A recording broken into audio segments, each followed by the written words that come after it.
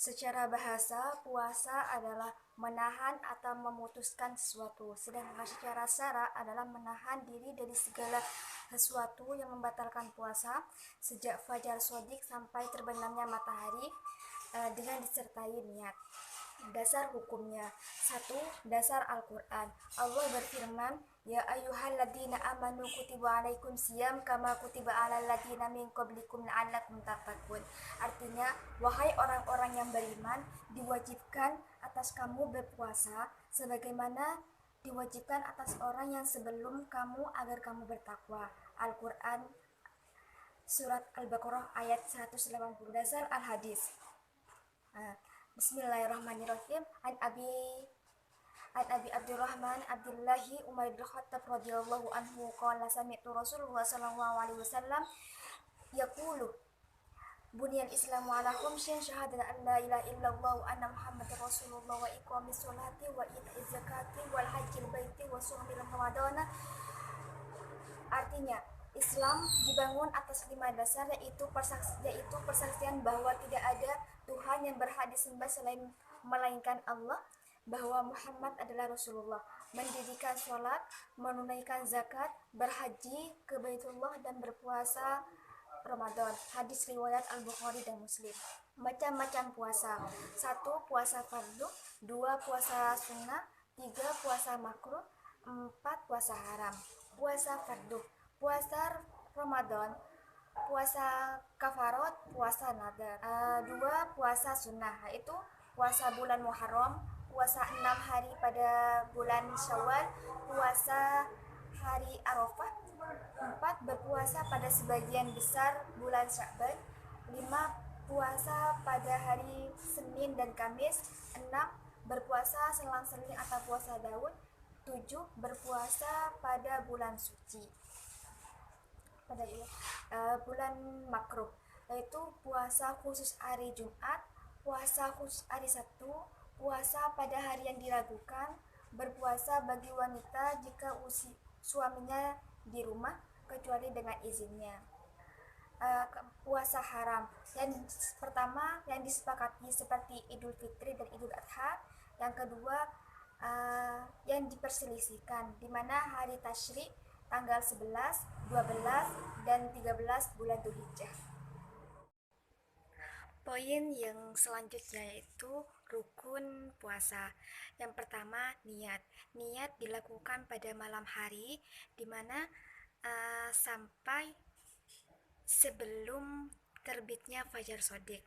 Yang kedua yaitu menahan diri dari segala yang membatalkan puasa sejak terbitnya fajar shodiq sampai terbenamnya matahari.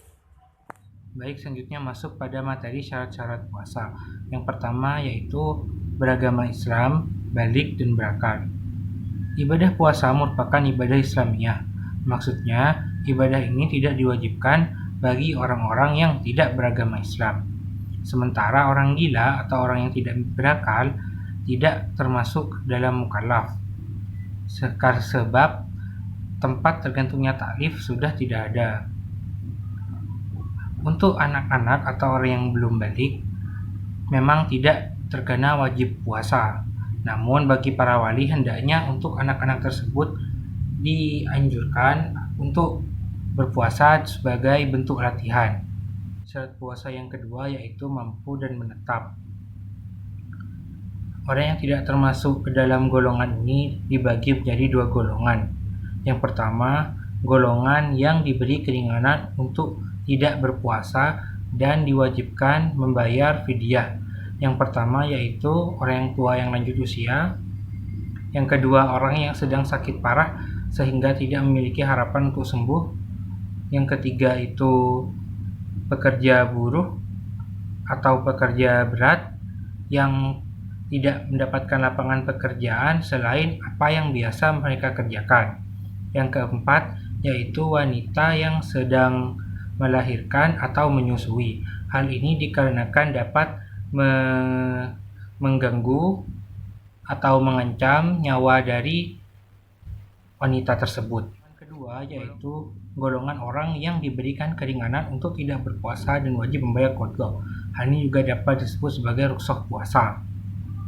Yang pertama yaitu orang yang sedang dalam perjalanan, lalu orang yang sakit ringan atau memiliki kesempatan untuk sembuh.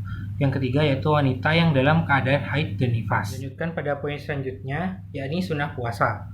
Yang pertama mengakhirkan sahur, yang kedua menyegerakan berbuka, yang ketiga berdoa selama berpuasa dan ketika berbuka, yang keempat menjauhkan diri dari hal-hal yang bertentangan dengan ibadah puasa, yang kelima memperbanyak sedekah, yang keenam bermurah hati dan mempelajari Al-Quran, yang ketujuh giat beribadah pada 10 hari terakhir dari bulan Ramadan. Pembahasan terakhir yakni hikmah puasa. Dalam berpuasa kita bisa mendapatkan hikmahnya. Di antara lain yakni yang pertama, membiasakan manusia bersifat takut kepada Tuhannya dalam keadaan apapun. Yang kedua, puasa dapat menurunkan ketegangan syahwat seseorang dan beberapa keinginan lainnya. Yang ketiga, puasa dapat melatih diri untuk bersikap kasih sayang kepada sesama. Yang keempat, puasa dapat menghilangkan jurang pemisah antara si kaya dan si miskin atau antara sang raja dan rakyat biasa. Yang kelima, dengan berpuasa seseorang akan terbiasa hidup secara teratur. Yang keenam, puasa dapat dijadikan sebagai pelebur bahan-bahan makanan yang mengendap dalam tubuh, di antaranya seperti lemak dan lainnya.